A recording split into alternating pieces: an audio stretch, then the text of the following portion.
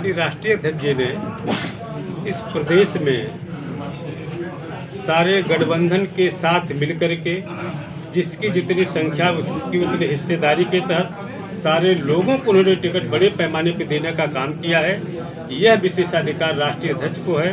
सरकार में किसको चुनाव लड़ाना है, किसको चुनाव के बाद समायोजित करना है, किन्हें सम्मान देना है, ये पूरा का पूरा समाजवादी पार्टी के राष्ट्रीय अध्यक्ष माननीय अखिलेश यादव जी कोई असंतोष नहीं मानते हैं आप? किसी प्रकार का कोई असंतोष नहीं है।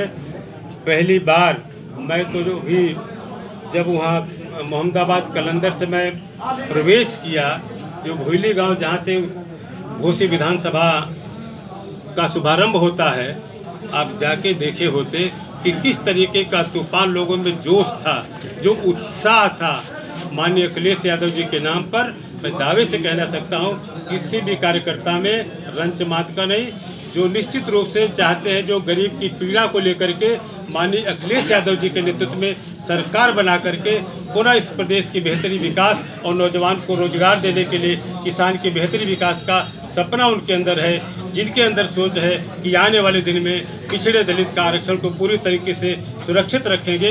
उन सारे लोगों में उत्साह है, किसी प्रकार का संतोष कहीं नहीं है। आप पिछड़े समाज की बात किए थे, एक भी प्रश्न बता दीजिए। सदन में आपने आवाज उठाया था पिछड़े समाज की जी, सदन में आपने कितने सवाल उठाए थे पिछड़े समाज के?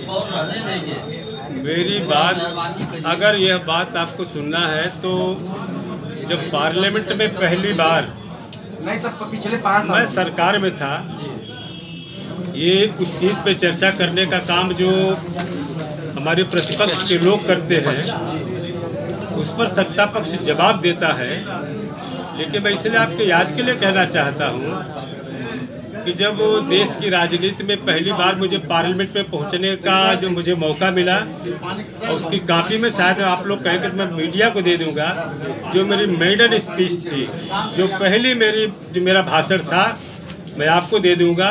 जिस तरीके से मैंने तब भी कहा था, इस प्रदेश में जो आज़ादी की 50वीं सालगिरह मनाई जा रही थी, और मैंने इस बात को भी कहा था, मैं आपको बता भी देता हूँ कि आज़ादी के 50 साल तक इस प्रदेश में रहने वाला गांव का गरीब जो अपनी पूछ और पहचान का मुहताज है, जिसे आज भी इंसान नहीं समझा जाता। मैंने उदाहरण दिया था कि जब मुसहर का बेटा जो पत्तल बनाता है, जिस पत्तल में सब लोग खाना खाते हैं, लेकिन मुसहर का बेटा खाने का नसीब नहीं उसको होता है, और जब पत्तल में बचे हुए रोटी को हम फेंकते हैं बाहर, तो जिस रोटी को लेने के लिए कुत्ता दौड़ता है, उसी रोटी के दौड़ने के लिए मुसहर का बेटा दौड़ता है। तो इंसान और जानवर में फर्क आ। उस समय पार्लियामेंट जो है, राज्यसभा पूरी तरीके से 5 मिनट के लिए पूरी तरीके से शून्य हो गई थी। मैं तब की बात कहता, मैं अपनी सोच की बात, मैं उसकी कॉपी में दे दूंगा।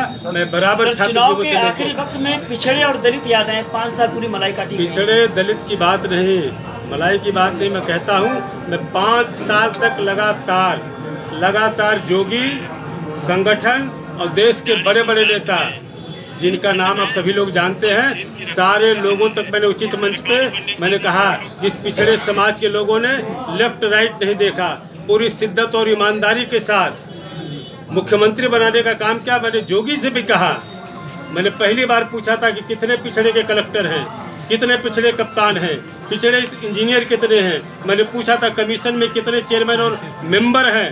ये सारे लोग अब जोगी से जब पूछेंगे तब पता चलेगा। मैंने पूछा था कैबिनेट में, जब पिछड़े लोगों के पूरी तरीके से छात्रवृत्ति को बंद कर